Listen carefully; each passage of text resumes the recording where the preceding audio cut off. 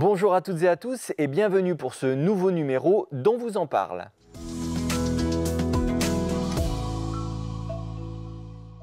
Le 20 décembre 1990, une page de l'histoire du Nord-Pas-de-Calais se tournait avec la fermeture du dernier puits de mine et c'était ici, à la fosse 99 bis de Wany. Pour commémorer cette date, l'équipe du 99 bis Wany organisera les 4 et 5 décembre prochains un temps fort. Pour en parler, j'accueillerai tout à l'heure Vincent Beltramo, responsable du pôle développement culturel du 99 bis. Mais tout de suite, à mes côtés, j'ai le plaisir de recevoir Émilie Allender, responsable du pôle patrimoine de l'ancien carreau de fosse. Le week-end festif des 30 ans plus une, déjà de la remontée de la dernière gaillette. Allez, on vous en parle.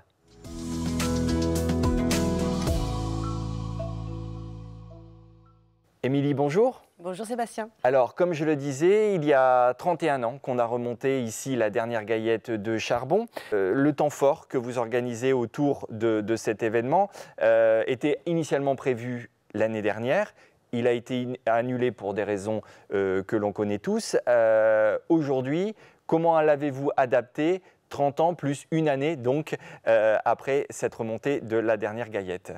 Oui, c'est vrai que l'an dernier, ce qu'on souhaitait avant tout, c'était remettre en avant cette histoire de 30 ans en fait, qui se sont écoulés depuis les 20 et 21 décembre 1990.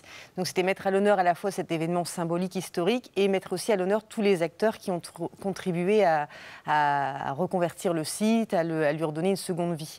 Donc en fait, ce qu'on a souhaité faire cette année, c'est reporter l'événement, parce que ça continue à avoir du sens, puisque l'histoire continue à se poursuivre. Donc c'est 30 et 1 an, mais on est voilà, dans cette phase où 30 ans après, le site du 99 bis continue à vivre. Le temps fort s'articule autour de 3 propositions et la première d'entre elles est une exposition. L'exposition qui est installée dans la salle des douches du site et qui est baptisée de la Gaillette à la Reconquête. Est-ce que vous pouvez nous en parler? Oui, alors cette exposition, donc, elle a ouverte l'an dernier au mois de juin, donc elle se poursuit jusqu'au 24 avril 2022. C'est une exposition qui est très riche en fait, puisque c'est un parcours dans le temps, si on peut dire, un parcours dans les 30 années qui ont suivi le mois de décembre 1990.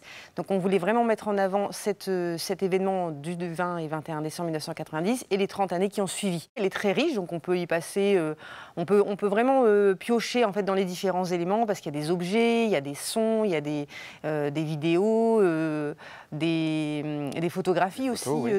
Notamment de Didier Vivien, qui est un photographe avec qui on s'associe. Les sons nous ont permis aussi de retravailler sur des témoignages qu'on a collectés régulièrement depuis quelques années, mais aussi spécifiquement pour ce temps-là. Et est-ce que justement les anciens mineurs regroupés au sein de l'association Acousto-Secchi seront une nouvelle fois associés à ce temps fort? Et si oui, de quelle manière? Alors oui, c'est vrai que bien sûr, l'association Acousto-Secchi est toujours à nos côtés pour faire vivre le site et puis pour contribuer aux différents événements qu'on organise. Donc déjà, ils ont contribué largement à l'exposition, puisqu'il y a des éléments de l'exposition qui sont des objets ou des paroles de l'association Acousto-Secchi. Donc c'est pour ça à la fois à la fin dans l'exposition et dans le temps fort, Acousto-Secchi sera présent, soit dans la salle de la machine du 9, puisqu'on peut rappeler aussi que la machine est en capacité de tourner aujourd'hui depuis 2018. C'est vrai. Donc c'est pour aussi apporter leur témoignage à la fois de ce qu'ils ont vécu par le passé sur le site quand il fonctionnait, mais aussi tout ce qu'ils ont contribué à mettre en œuvre pour que le site se valorise aujourd'hui. Et avec la présence aussi des plus jeunes qui prennent entre guillemets la relève et qui continuent à faire vivre cette histoire minière. Donc ils sont aussi présents dans l'exposition pour pouvoir en témoigner. Alors, le samedi 4 décembre, le premier jour de ce temps fort, il y a une promenade enflammée et musicale qui attendra les visiteurs. Alors, on peut le dire, ce sera un peu visuellement, en tout cas, l'incontournable de ce week-end. Et c'est la compagnie des Arts de la rue Carabosse qui a été chargée justement et qui a pensé ces parcours. Alors, à quoi les visiteurs doivent-ils s'attendre ?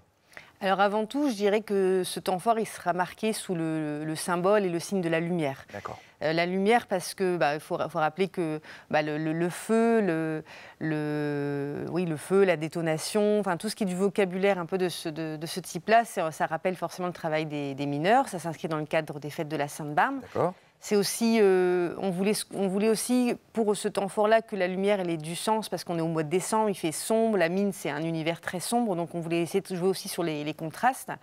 Et puis c'est aussi apporter un peu de chaleur, de convivialité, faire en sorte que voilà, on rappelle bien sûr l'histoire minière, mais c'est aussi un moment où on montre que à partir de ce patrimoine minier, on continue à écrire l'histoire et que du coup, c'est un site qui continue à vivre aujourd'hui. Oui. Les installations de la compagnie Carabosse sont vraiment disséminées sur l'ensemble du site, en passant devant le parvis des concerts au niveau du métaphone, au niveau du clos des musiciens derrière la chaufferie, en passant par la salle des douches et le début au niveau de l'esplanade et aussi le bâtiment des machines. Donc toutes les installations qui sont très variées, mais qui prennent des différentes formes. Par exemple, dans le bâtiment des machines, on aura une installation qui rappelle en fait un peu les tenues de travail des ouvriers, puisqu'il y a des marcelles en fait qui seront suspendus dans une salle et qui seront illuminés, éclairés d'une certaine manière. Il y aura une forme de cercle, d'arc de cercle, des tunnels de feu qui permettront d'accueillir le visiteur quand il arrivera. Donc c'est vraiment un univers complet qui va être disséminé sur l'ensemble du site et pendant lequel le public et les visiteurs peuvent traverser librement, avec bien sûr de la médiation présente à certains endroits pour les guider, pour les accompagner. Émilie, merci beaucoup pour toutes ces informations. Et quant à nous, je vous invite à voir en vidéo justement d'anciennes installations de la compagnie Carabosse, histoire de vous donner une petite idée de ce que vous allez pouvoir voir sur le site le 4 décembre prochain. Et on revient sur le plateau juste après.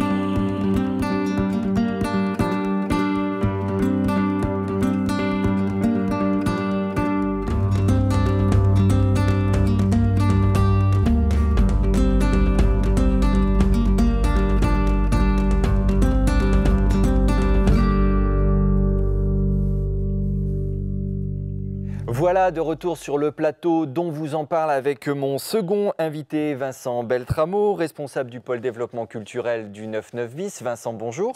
Bonjour. Alors, on vient de le voir, les réalisations, les installations de la compagnie Carabosse sont spectaculaires et impressionnantes.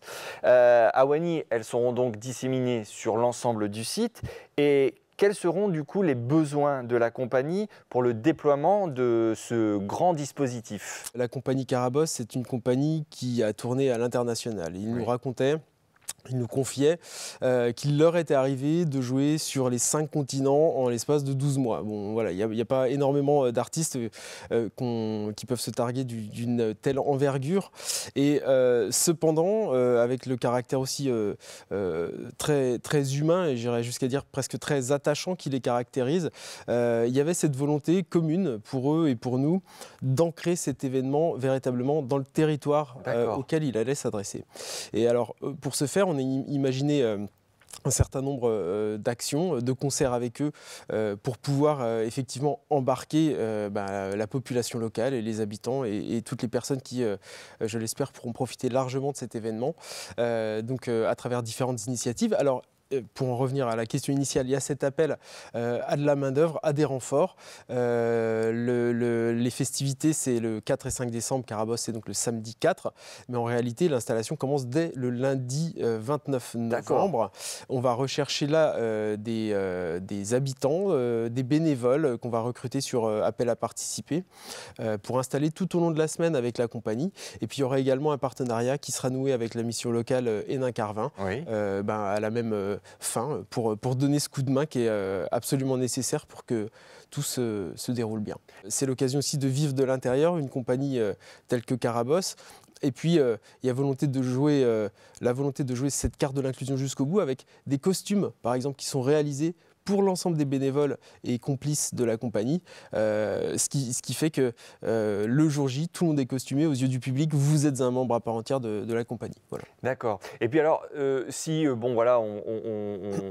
n'a pas la possibilité effectivement de venir donner un coup de main avec ses bras, on peut aussi s'associer, je crois savoir, au week-end via un atelier participatif de fabrication de lanternes, c'est bien ça? Effectivement, une semaine avant, le samedi 27 novembre, Oui. sera proposé donc un atelier de création de photophores. Donc bon, le clin d'œil est assez évident Oui. à ce que produit Carabosse. Et donc ça se passera au 9-9 bis.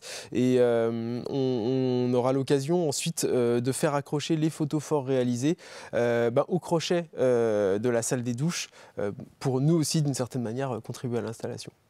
Il y a un spectacle qui sera donné le 5 décembre, le dimanche, donc à la Grande Chaufferie. Ce spectacle s'intitule Le Café de la Mine. Et alors, il réunira à la fois la compagnie Franche Connexion, des anciens mineurs, des habitants. Tout ça, c'est pour le côté théâtre participatif, mais aussi Loïc Lantoine et François Pierron pour le côté musical. Alors, est-ce que vous pouvez me parler un petit peu de tout ça? Ça a l'air super, mais de quoi il va en retourner, justement? Il y avait sur le site du 9-9 bis, comme je pense sur l'ensemble des carreaux de fosse, un café de la mine, un café du mineur, qui fatalement a disparu avec la fin de l'exploitation. La fermeture du site, oui. Tout à fait. Ça nous a paru donc un lieu très, très humain, faisant se rencontrer la petite et la grande histoire, qu'il conviendrait de faire revivre et de remettre au goût du jour pour cet anniversaire des 30 ans. Et qu'effectivement, il y a deux propositions artistiques qui viennent s'en emparer. Il y a d'une part, vous l'avez dit, la compagnie Franche Connexion, donc une compagnie de théâtre qui a la particularité de mêler amateurs et professionnels, qui est basée à Montigny-en-Gohelle. Le but là, ça va être de recréer le décorum du café. Son ambiance, son atmosphère. Ça se passera dans la Grande Chaufferie au 9-9 bis, avec les fonctions vitales d'un café, c'est-à-dire à boire et à manger. D'accord. Parce que ça se déroulera de midi à 15h. D'accord. Une fois que cette première étape sera passée, on va enchaîner, vous l'avez dit également, sur la partie Loïc Lantoine, François Pierron. Et donc, les témoignages qui vont abreuver le travail théâtral ont été confiés eux aussi à Loïc Lantoine, qui s'en saisit librement avec sa plume d'artiste pour réécrire des histoires en chansonnettes. Et on va tirer le fil du café du dimanche midi jusqu'au bout avec cette pièce de théâtre d'abord, et puis dans un petit coin, le concert qui démarre. Voilà, ce sera quand même Loïc Lantoine avec François Pierron qui chanteront la mine et ses histoires. La réservation est hautement conseillée. On est sur une jauge quand même limitée. On n'allait pas recréer un café dans l'emprise d'un zénith. Donc sûr. il faut c'était un équilibre à trouver entre le nombre de personnes qu'on pouvait accueillir et puis l'atmosphère relativement chaleureuse d'un café, quoi. Alors bien sûr, tous ces rendez-vous sont à retrouver en détail sur le site 99bis.com. Vous y retrouverez également toutes les infos en matière d'horaire et conditions d'accès. Vincent, merci à vous et à Émilie tout à l'heure d'avoir accepté notre invitation pour nous parler de ce week-end. Quant à nous, on se retrouve très vite sur cet écran et tous les autres pour un nouveau numéro dont vous en parle.